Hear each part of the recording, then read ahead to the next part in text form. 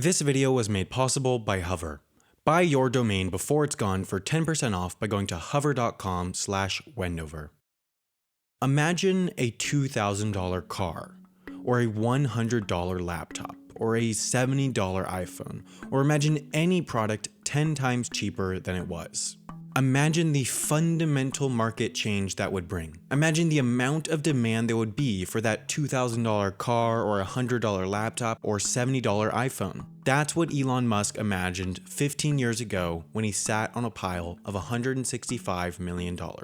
Elon Musk's businesses are all centered around some of the most basic principles of economics out there. When he starts a business, he's not necessarily trying to do something new, he's trying to do something right. Musk made most of his early fortune through his involvement with PayPal. In 1999, he founded a company called X.com, which was quickly bought by Confinity, the creators of PayPal. So when PayPal was bought by eBay in 2002, Musk's 11.7% ownership of the company translated to $165 million. Elon Musk has always been deeply passionate about space exploration, and as anyone knows, public interest in space has been falling since the Apollo era. Therefore, Musk's plan with his newfound fortune was to launch a rocket to Mars carrying a small greenhouse that would grow plants on the surface of the red planet. Basically, he wanted to take all his money and put it into a big publicity stunt for space exploration. But he had a problem. It was too expensive. The cost of launches was absolutely immense, and even when Musk tried to buy decommissioned Russian ICBMs, he couldn't find a way to pull off the project. But he had discovered something. The space launch industry was ripe for disruption. Here's Joseph, the economics expert from Real Life Lore, to explain why. The rocket development and space launch companies before SpaceX were essentially aggregators. They bought engines and guidance systems and all the other various components from other companies to cobble together one completed rocket. But all the different component suppliers also had their own component suppliers to make their product. The suppliers of the suppliers not only had to cover their development and manufacturing costs, they had to sell their components at a markup in order to make a profit. And then the next component manufacturer had to do the same, which means that by the time the component gets to the company that's assembling the rocket, it's expensive. Not only that, but the assembly company also has to pay for employees that work to actually figure out how to make all of the different pieces work together. SpaceX, however, works differently. It makes 85% of the components it uses itself, which allows it to make cheaper parts. For example, if SpaceX had bought their radios externally, they would be paying $50,000 to $100,000 each. But since they developed them internally, they only cost $5,000 each to build. A dramatic improvement in reducing cost. Joseph from Real Life Lore has a brand new book which includes 2 fantastic chapters explaining simple economic concepts like this that I'll link in the description. But let's talk Tesla. Tesla's economic strategy is fairly similar to SpaceX's. Tesla themselves makes about 80% of the 5,300 parts in a Tesla car, but for the most part, it doesn't make these, the batteries. At least yet. Batteries are very difficult to make at a competitive price, so very few companies do. The largest 3 manufacturers, Panasonic, BYD, and LG Chem, make a combined 63% of the world's batteries. Tesla, therefore, has historically just bought batteries from Panasonic at a cost of about $200 per kilowatt hour. But that means that Tesla's smallest battery pack, the 50 kilowatt hour version, costs $10,000 just in components. When you're trying to sell a $35,000 car and make a profit, that's a significant cost that can be reduced.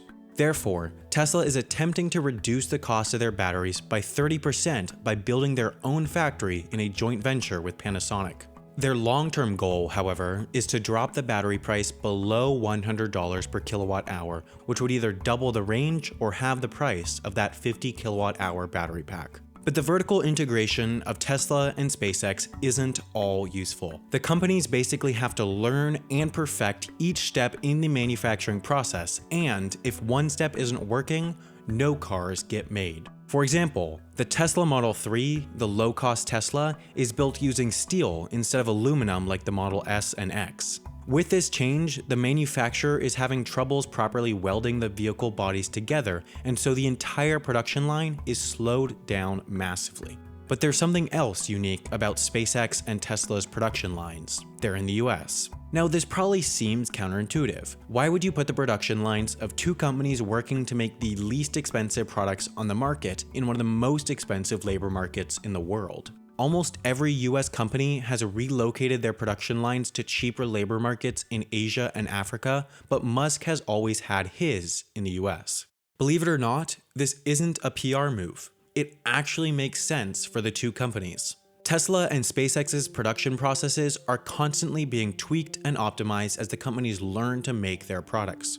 While China might be able to build Tesla cars at the same price by using cheaper human labor, Tesla's US factory is just miles away from its headquarters in Palo Alto, meaning that the executive, development, and production staff are all heavily integrated and can make changes fast. SpaceX even takes this a step further.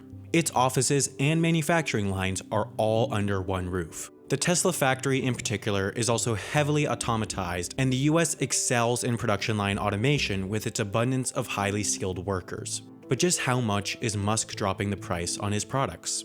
The United Launch Alliance, which historically has won most of the highly lucrative US government launch contracts, is believed to charge more than $400 million all in for a military satellite launch, while SpaceX charges about $80 million.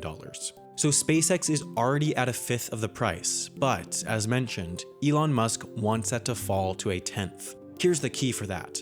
The fuel used in the Falcon 9 rocket only costs about $200,000 per launch. It's practically a non-factor in the launch price. The real cost is of the rockets themselves, so that's why SpaceX is making them reusable. The first stage of the rocket is now being designed to land back on Earth and be put back into service with dozens of more launches. Once this system becomes reliable, it's believed that the cost savings will drop the launch price to $40 million, a full 10 times cheaper than the United Launch Alliance's military launch price.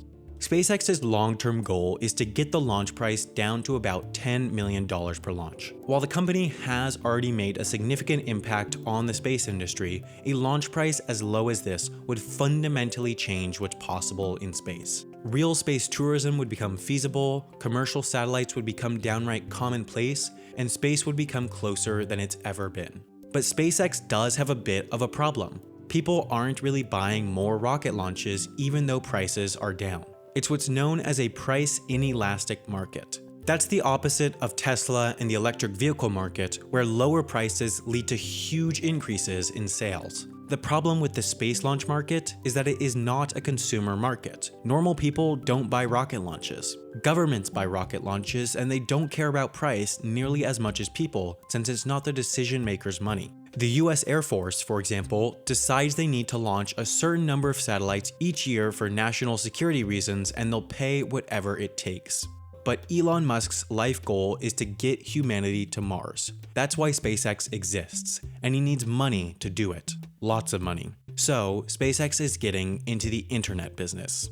The company is actively developing a satellite constellation that would provide high-speed internet to anywhere on Earth. Thousands of small satellites would be put into low Earth orbit, and then anyone worldwide could hook into the network using an inexpensive ground receiver. If SpaceX got just 50 million users out of the 7 billion in its proposed service area, this business could bring in $30 billion a year. Since SpaceX would be building and launching the satellites themselves, costs would be dramatically lower than the competition's. The whole commercial aspect of SpaceX essentially exists to fund Musk's future space exploration projects. For that reason, SpaceX is not a public company like Tesla. Elon Musk does not want to make money with SpaceX. He wants to get to Mars. He does not want to be beholden to shareholders and profitability. Musk has therefore publicly said that SpaceX will not go public until the company achieves regular flights to and from Mars, and thanks to the entrepreneur's understanding of basic economics, that might not be too far off. If you're looking to start a company, you'll need not only an understanding of basic economics, but also a domain. Hover makes finding and purchasing your domain super simple.